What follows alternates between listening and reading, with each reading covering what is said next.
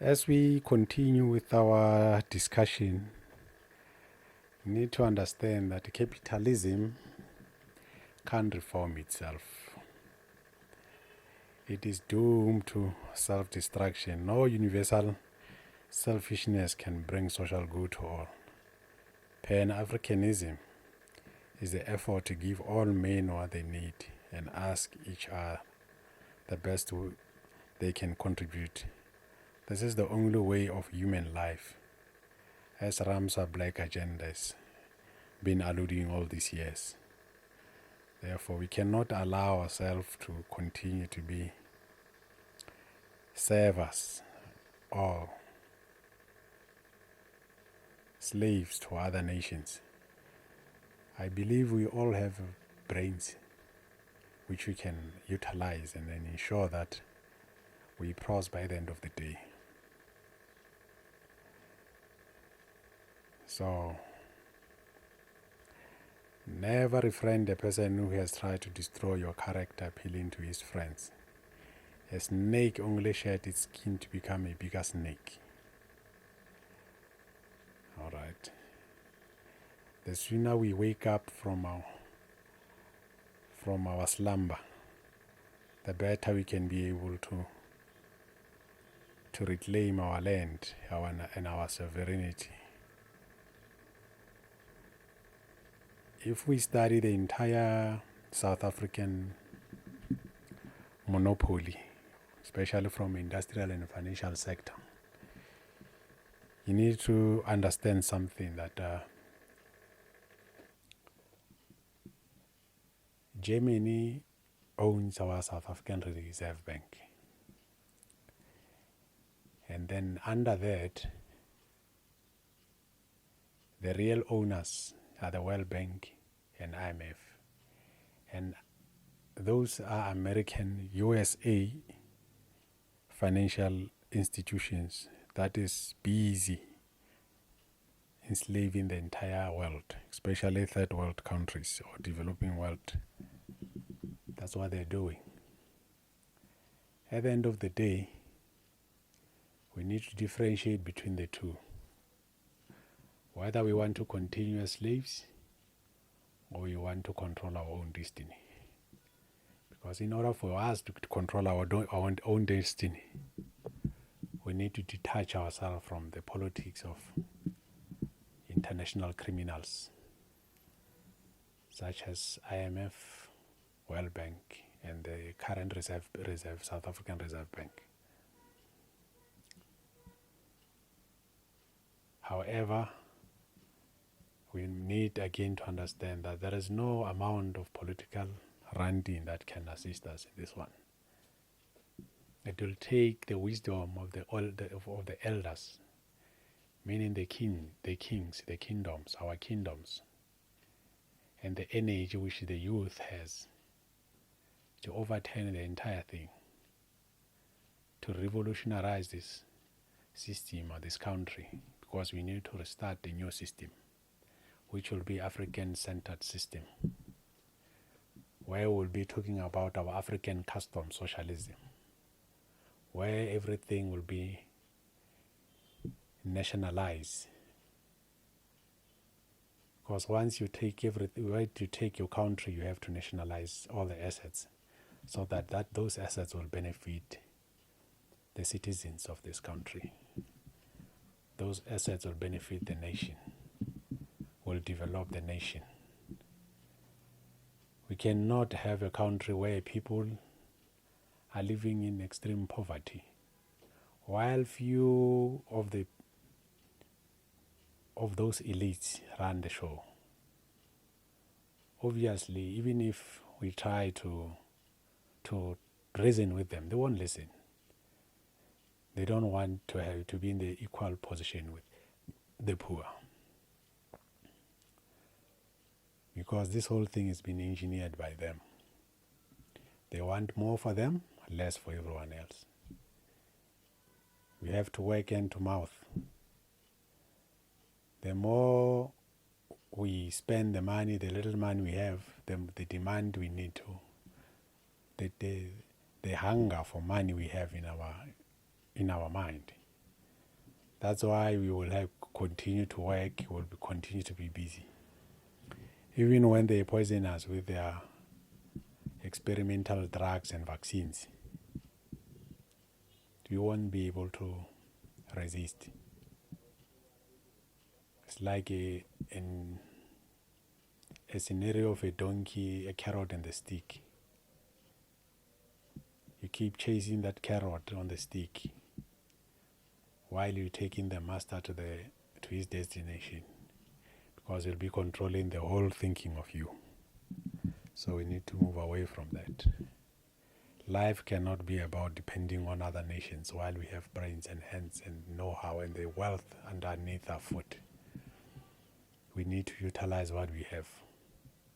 It's not by mistake that we have this vast majority of wealth. It's not the mistake that we have these beautiful skies.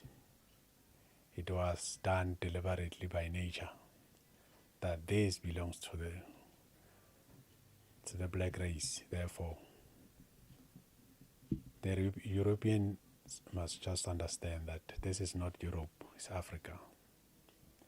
It's either they adopt or they fly out of here, or we'll make them fly. It's up to them. At the end of the day, we need to reclaim what belongs to the nation, which is the land and the economy, or the wealth of this country. And the wealth of this country must benefit the indigenous people of this country.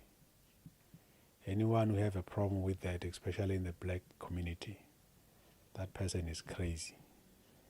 Because the only thing that for that crazy person to be sober-minded, you need to be free. And freedom doesn't just come cheap. Freedom deserves and requires sacrifice and a commitment and dedication. Without those elements I just spoken about, freedom will be a pipe dream. So as Ramsa, we say we cannot have a pipe dream.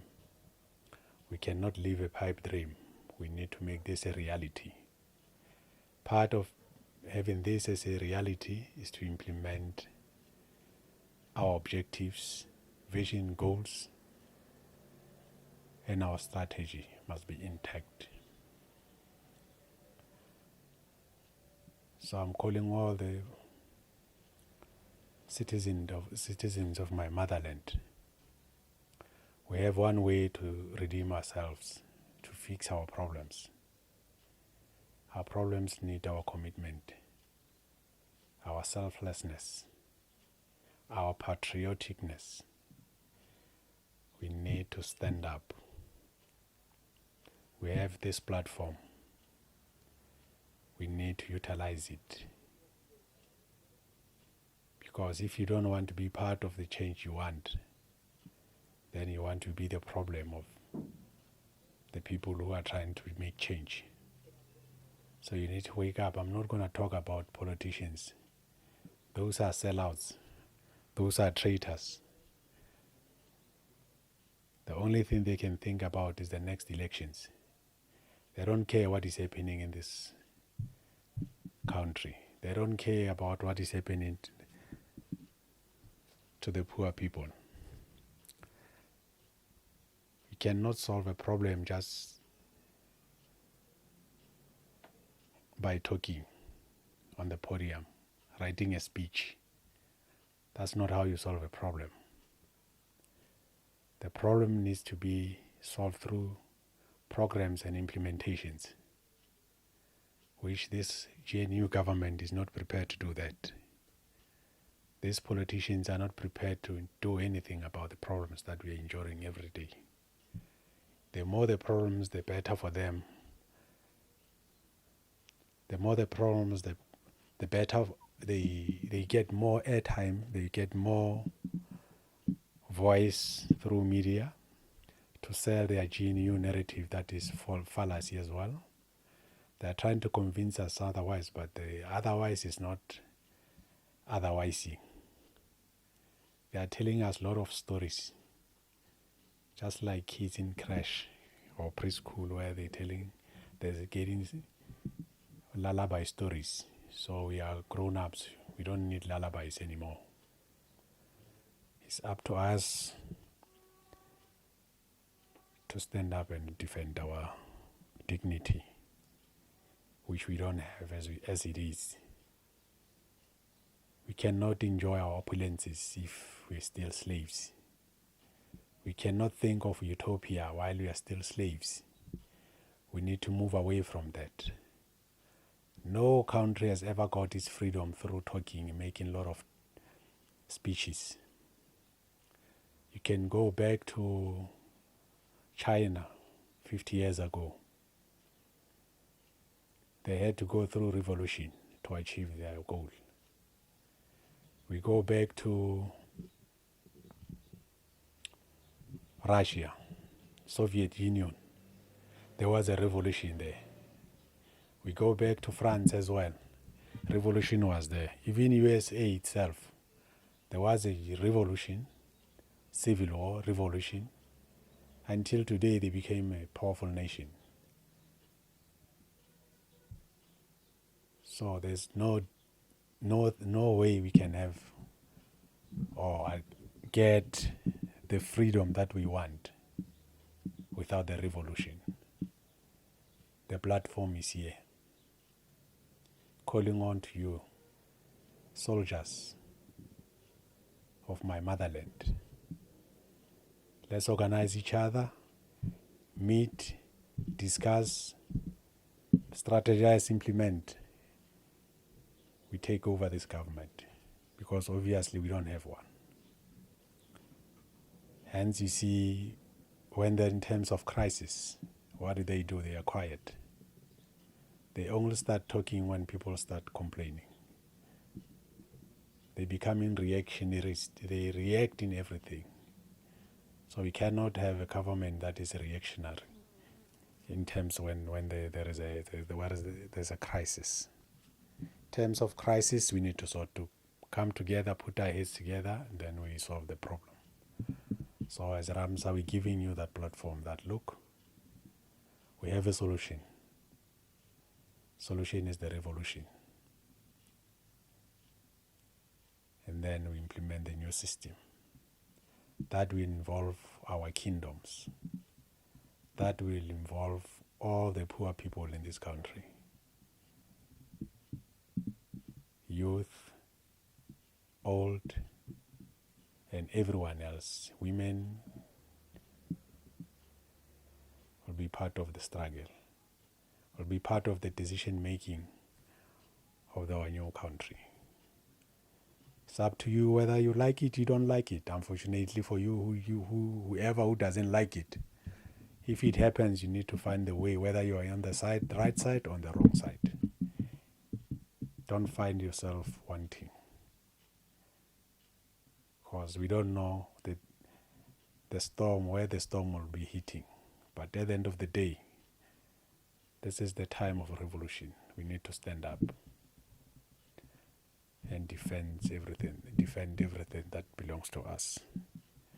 Even though everything that belongs to us has been taken away, but we need to reclaim that. We need to stand up and reclaim that. Ramsa is the solution to the problem.